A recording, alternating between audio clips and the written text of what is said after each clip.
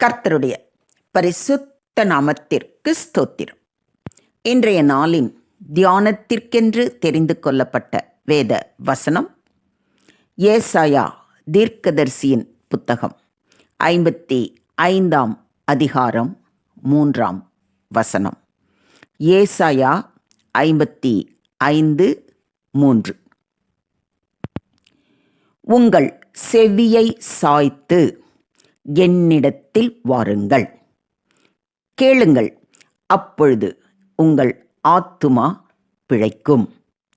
தாவீதுக்கு அருளின நிச்சயமான கிருபைகளை உங்களுக்கு நித்திய உடன்படிக்கையாக ஏற்படுத்துவேன்.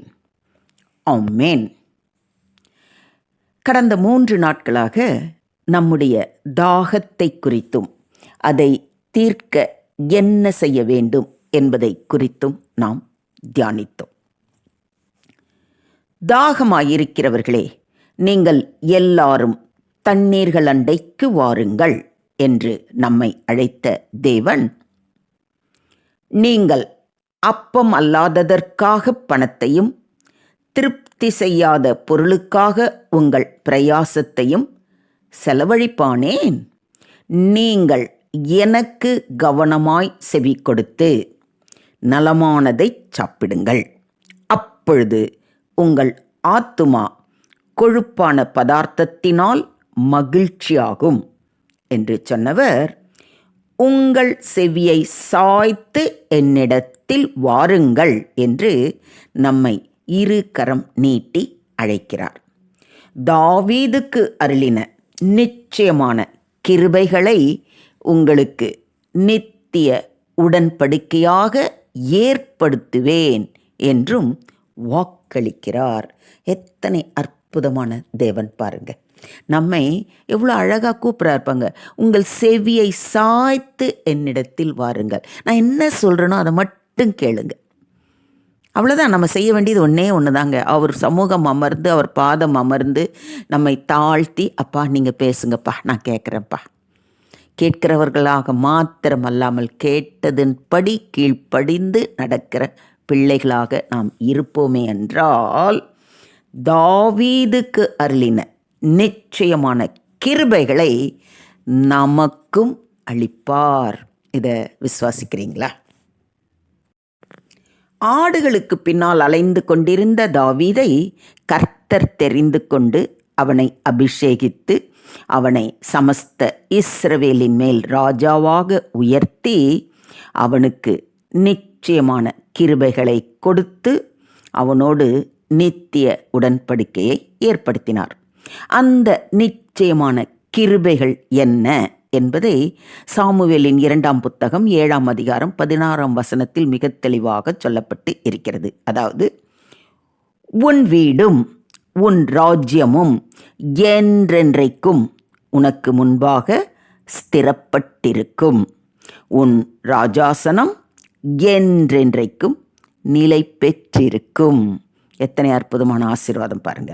அதாவது, அவனுடைய வீடு என்றென்றைக்கும் ஸ்திரப்படும், அவனுடைய ராஜ்யம் என்றென்றும் நிலைக்கும், அவனுடைய சிங்காசனத்தில் இருந்து நிரந்தரமாக ஆட்சி செய்கிற ஒருவர் இருப்பார். இந்த 3 ஆசீர்வாதங்களும் தாவீதின் வாழ்க்கையில் அப்படியே நிறைவேறியது. ஆபிரகாமின் குமாரனாகிய தாவீதின் குமாரனான இயேசு கிறிஸ்துவினுடைய வம்ச வரலாறு என்று மத்தேயு, அதாவது புதிய ஏற்பாடு, மத்தேயு 1 அதிகாரம் 1 வசனம் இப்படி தான் தொடங்குகிறது. இயேசு தாவீதின் குமாரனாக தோன்றினதனால் தாவீதுக்கு கர்த்தர் அருளின நிச்சயமான கிருபை அப்படியே முழுமையாய் நிறைவேறியது. இயேசுவின் ராஜ்யம் நித்திய ராஜ்யம். அந்த ராஜ்யத்திற்கு முடிவே இல்லை. சாதாரண ஆட்டிடையனுக்கு கர்த்தரால் கிடைத்த மிக பெரிய கனமாக காணப்படுகிறது. 2 தலைமுறைகளுக்கு முன்பாக நம்முடைய முன்னோர்கள் யார் என்றால் நம்மில் அநேகர் அறிவது இல்லை. ஆனால் இயேசுவின் நாமத்தின் மேல் விசுவாசம் உள்ளவர்களாய் அவரை நாம் ஏற்றுக்கொள்ளும்போது நமக்கு தேவனுடைய பிள்ளைகளாகும்படி அதிகாரம் கொடுக்கிறார். அப்போ நம்ம உரிமையோடு சொல்லலாம், எனக்கு முப்பாட்டனார் யார்? தாவீது. தாவீதின் வம்சத்தில் வந்தவர் யார்? இயேசு. அப்போ அவர் யார்? நம்முடைய அப்பா, பிதா அப்படின்னு நம்ம உரிமையோடு சொல்லிக்கொள்ள முடியும். தாவீதுக்கு அருளின நிச்சயமான கிருபைகளை கர்த்தர் நமக்கும் வாக்களிக்கிறார். கர்த்தர் தாவீதுக்கு நிச்சயமான கிருபைகளை கொடுத்து அதை நித்திய உடன்படிக்கையாக செய்ததின் காரணம் என்ன? அப்படி கொஞ்சம் யோசிச்சு பார்ப்போமா? மோசே யோசுவாவின் நாட்களில் கர்த்தர் ஜனங்கள் நடுவில் வாசம் பண்ணுவதற்கு ஆசரிப்பு கூடாரத்தை ஸ்தாபிக்கும்படி கூறினார். அவர்கள் அதே மாதிரி ஆண்டவருடைய வார்த்தைக்கு கீழ்ப்படிந்து ஆசரிப்பு கூடாரத்தை ஏற்படுத்தி எது ஒன்றுனாலும் மோசே மூலமாக ஆண்டவருடைய சமூகத்தில் அமர்ந்து, ஆண்டவரே இப்போ நாங்கள் என்ன செய்யணும் அப்படின்னு அவருடைய வார்த்தையை கேட்டு அவர் என்ன சொன்னாரோ அதை அப்படியே கீழ்ப்படிந்து நடந்தார்கள். அவர்கள் நாட்களுக்கு பின்பு நியாயாதிபதிகள் சுமார் 450 வருஷங்கள் நியாயம் விசாரித்தார்கள். அவர்கள் தேவனுடைய வாசஸ்தலத்தை குறித்த கவலை இல்லாதவர்களாய் காணப்பட்டார்கள். அதன் பின்பு சமஸ்த இஸ்ரவேலின் முதல் ராஜாவாகிய சவுல் 40 வருடங்கள் அரசாண்டான். ஆனால் அவனுக்குள்ளும் தேவனுடைய வாசஸ்தலத்தை குறித்தும் கர்த்தருடைய பெட்டியை குறித்தும் கரிசனை இல்லை. ஆனால் 2வது ராஜாவாக தாவீது வந்த பின்பு அவனுடைய எண்ணம், ஏக்கம் எல்லாம் கர்த்தர் வாசமாயிருக்கத்தக்க ஆலயத்தை கட்ட வேண்டும் என்பதாய் காணப்பட்டது. அது அவனுடைய வைராகிய வாஞ்சையாய் காணப்பட்டது. ஆனால் அவனால் கட்ட முடியல. ஏன்னா ஆண்டவரே சொல்லிட்டாரு, உன் கையில் இரத்தக்கரை படிஞ்சிருக்கு, அதனால் நீ கட்ட மாட்ட, ஆனால் உன் கர்ப்பப்பிறப்பான உன் மகன் எனக்கென்று ஒரு ஆலயத்தை கட்டுவான் என்று தாவீதுக்கு ஆண்டவர் உறுதியளித்திருந்தார். அதனால் ஆலயத்திற்காக எல்லாவற்றையும் ஆயத்தப்படுத்தி வைத்தான். ஆகையால் கர்த்தர் அவனுக்கு நிச்சயமான கிருபைகளை, ஆசீர்வாதங்களை அருளி அவனோடு நித்திய உடன்படிக்கையையும் ஏற்படுத்தினார். இன்றும் அந்த ஆசீர்வாதங்கள் தொடர்ந்து வருகிறது. இதை விசுவாசிக்கிறீங்களா? எனக்கு அன்பான சகோதர சகோதரிகளே, கர்த்தர் இன்று தாவீதுக்கு அருளின நிச்சயமான ஆசீர்வாதங்களை உங்களுக்கு தந்து உங்களோடு நித்திய உடன்படிக்கை செய்து உங்கள் தலைமுறைகளை ஆசீர்வதிக்க விரும்புகிறார். கர்த்தருடைய வாசஸ்தலத்தை, ஆலயத்தை குறித்த வாஞ்சை உங்களுக்குள்ளாக காணப்படுகிறதா? நீங்கள் ஆராதிக்கிற ஆலயம் எல்லா விதங்களிலும் கட்டப்பட வேண்டும் என்ற ஏக்கம் உங்களில் காணப்படுகிறதா? ஆலயத்தில் வசனம் என்னும் ஆகாரம் காணப்பட வேண்டும் என்ற விருப்பம் உங்களிடத்தில் இருக்கிறதா? உத்தமமாய் நீங்கள் ஆராதிக்கிற இடங்களில் விதைக்கிறீர்களா? அவருடைய வசனத்தை நல்ல நிலத்தில் விதைக்க வேண்டும். அப்படி விதைக்கும் போது தான் நல்ல நிலத்தில் விழுந்த விதைகள் 60 100 பலன் கொடுக்கும், இல்லைங்களா?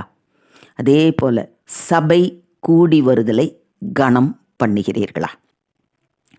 சபை கூடி வருதலை சிலர் விட்டு விடுகிறது போல நாமும் விட்டு விடாமல் ஒருவருக்கு ஒருவர் புத்தி சொல்ல கடவோம். நாளானது சமீபித்து வருகிறதை எவ்வளவாய் பார்க்கிறீர்களோ அவ்வளவாய் புத்தி சொல்ல வேண்டும் என்று எபிரேயருக்கு எழுதின நிருபம் 10ஆம் அதிகாரம் 25ஆம் வசனத்தில் ரொம்ப தெளிவாக நமக்கு எச்சரிக்கை செய்யப்பட்டு இருக்கிறது. உங்களை நடத்துகிறவர்களுக்கு கீழ்ப்படிந்து அடங்குவது உண்டா? உங்களை நடத்துகிறவர்கள் உங்கள் ஆத்துமாக்களுக்காக உத்தரவாதம் பண்ணுகிறவர்களாய் விழித்திருக்கிறவர்களானபடியால் அவர்கள் துக்கத்தோடே அல்ல, சந்தோஷத்தோடே அதை செய்யும்படி அவர்களுக்கு கீழ்ப்படிந்து அடங்குங்கள். அவர்கள் துக்கத்தோடே அப்படி செய்தால் அது உங்களுக்கு பிரயோஜனமாக இருக்க மாட்டாதே என்றும் எபிரேயருக்கு எழுதின நிருபம் 13ஆம் அதிகாரம் 17ஆம் வசனத்தில் ரொம்ப தெளிவாக சொல்லியிருக்கு. இவற்றை எல்லாம் நீங்கள் உத்தமமாய் செய்யும் பொழுது கர்த்தர் நிச்சயமான கிருபைகளையும் நித்திய ஆசீர்வாதங்களையும் உங்களுக்கு தந்து உங்களையும் உங்கள் சந்ததிகளையும் ஆசீர்வதிப்பார். இதையும் விசுவாசிக்கிறீங்களா? ஸோ இன்றே, அதாவது நம்ம கடந்த நாட்களில் தியானித்தபடி தாகத்தை தீர்க்க நம்ம என்ன செய்ய வேண்டும் என்று பார்த்தபடி அவரிடத்தில் விசுவாசமாக இருந்து அவரே நம்மை நடத்த வேண்டும் என்று அவர் கரத்திலே முழுமையாக ஒப்பு கொடுத்து அவருடைய வார்த்தைகளை தினமும் வாசித்து தியானித்து அவருடைய வார்த்தைக்கு செவி கொடுத்து அதன்படி நாம் நடக்கும் பொழுது நிச்சயமாகவே அவர் நமக்கு சொன்ன வாக்கு தத்தத்தின்படி தாவீதுக்கு அருளின அத்தனை காரியங்களையும், அதாவது தாவீதுக்கு அருளின நிச்சயமான கிருபைகளை, அங்கே தான் முக்கியம். அவருடைய கிருபை நம்மை தாங்கி வழி நடத்தும். அந்த கிருபையை நாம் பெற்றுக்கொள்ள இன்றே அவர் பாதம் பணிந்து நம்மை முற்றிலுமாக அவர் கரத்தில் ஒப்பு கொடுப்போம். தினமும் அவருடைய வார்த்தைக்கு கீழ்ப்படிவோம். அவரே நம்மை ஆசிர்வதித்து வழி நடத்துவாராக. தேவனுக்கே மகிமை உண்டாவதாக. ஆமேன், ஆமேன், ஆமேன்.